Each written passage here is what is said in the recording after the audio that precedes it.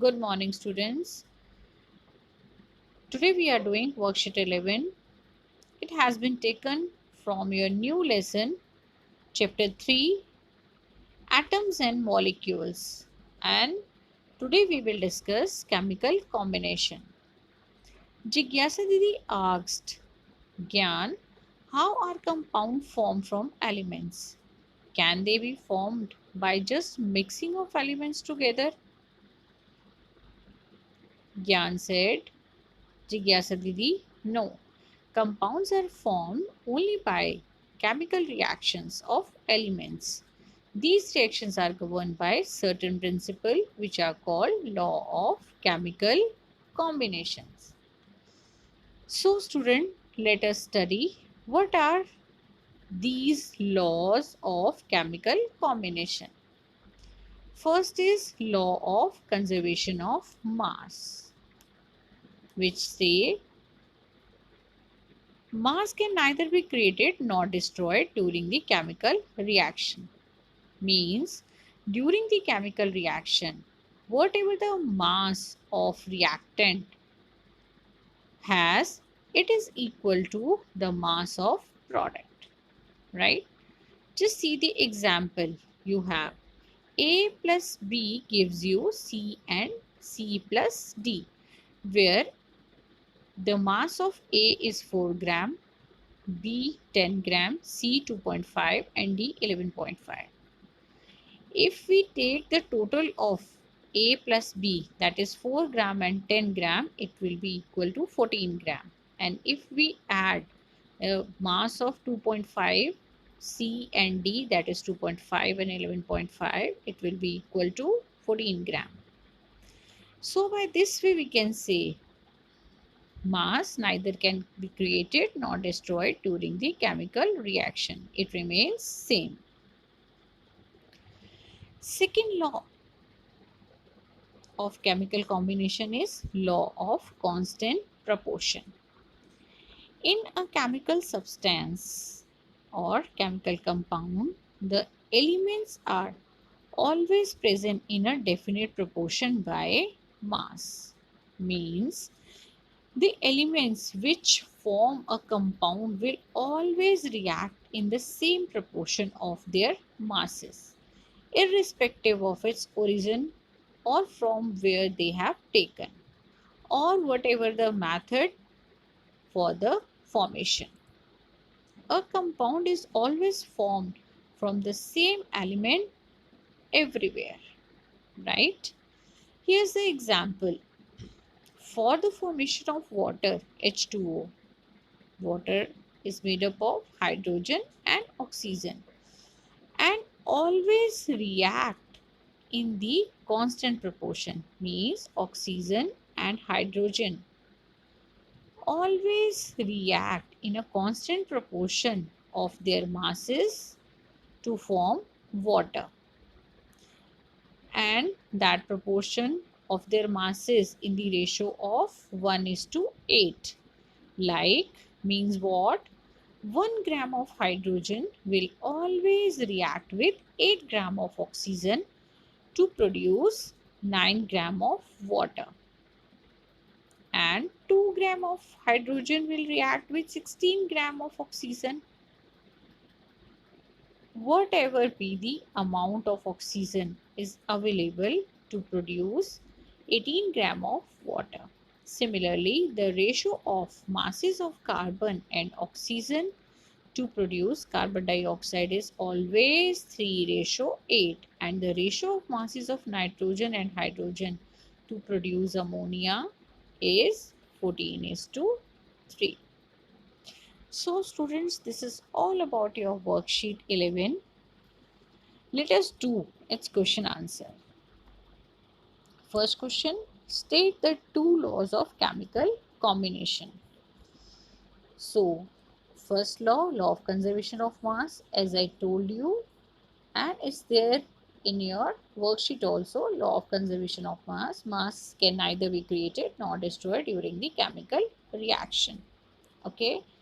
And you can give this example also. A plus B will gives you C plus D, where A 4 gram, B 10 gram, C 2.5 and D 11.5. And if we take the addition of all reactant and product, it remains same. Second law of chemical combination is law of constant proportion, right? What is law of constant proportion? It states a chemical compound always consists of same element combined together in the same proportion by masses. Water is a compound. For example, it's written over here also in your worksheet. Water is a compound which always consists of the same two elements, that is hydrogen and oxygen. And hydrogen and oxygen combine together in the same constant proportion, that is 1:1:8. Sorry, I repeat, 1:8 by mass. Now, second question. Can there be a variation in chemical composition of two samples of pure water taken from two different places? Explain. No. There is no variation in the chemical composition of two samples of pure water taken from two different places. For that, we can say if we decompose 100 gram of pure water by passing electricity through it, then 11 gram of hydrogen and 89 gram of oxygen are obtained. And if we repeat this experiment by taking pure water from different sources like river, sea, well, or any stream, the same masses of hydrogen and oxygen elements are obtained in every case. Okay. Now we will do question 3. Student, question 3 is, if 3 gram of carbon burns with 8 gram of oxygen to produce 11 gram of carbon dioxide, then how much carbon dioxide will be produced if 12 gram of carbon is burned in 32 gram of oxygen? Which law of chemical combination will govern your answer? Student, we can give the answer of this question on the basis of law of constant proportion, which state see, carbon plus oxygen will give you carbon dioxide, right? Where we have 3 gram of carbon plus 8 gram of oxygen will give you 11 gram of carbon dioxide. And if we multiply 4, 3 with 4, we'll have 12 gram. 12 gram of carbon plus 32 means if we multiply this 8 gram of oxygen with 4, it will comes out 32 gram of oxygen. Then we have 12 gram of oxygen is burned with 32 gram of oxygen. See, in this question the ratio remains the same. If we have 3 gram of carbon and 8 gram of oxygen, in next we have 12 gram, which is 3 multiplied by 4 we will get 12, and 8 multiplied by 4 we will get 32, means ratio remains the same. Then we will get in this 44 gram of carbon dioxide. So we can say 12 gram of carbon plus 32 gram of oxygen will give you 44 gram of carbon dioxide. So, as per the law of constant proportion, CO2 has 12 gram of carbon and 32 gram of oxygen respectively in the ratio of 3:8 and form 44 gram of carbon dioxide. In last question we have elements, which elements are involved in the formation of ammonia and carbon dioxide. So the solution of this answer is ammonia.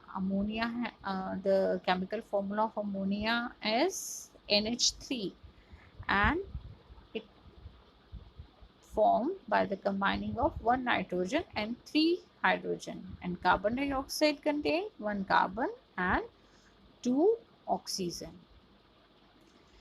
So students, this is all about your worksheet 11 with solution, but definitely I'll come back with the solution in somehow where I will be able to make you more comfortable with the solution of these questions.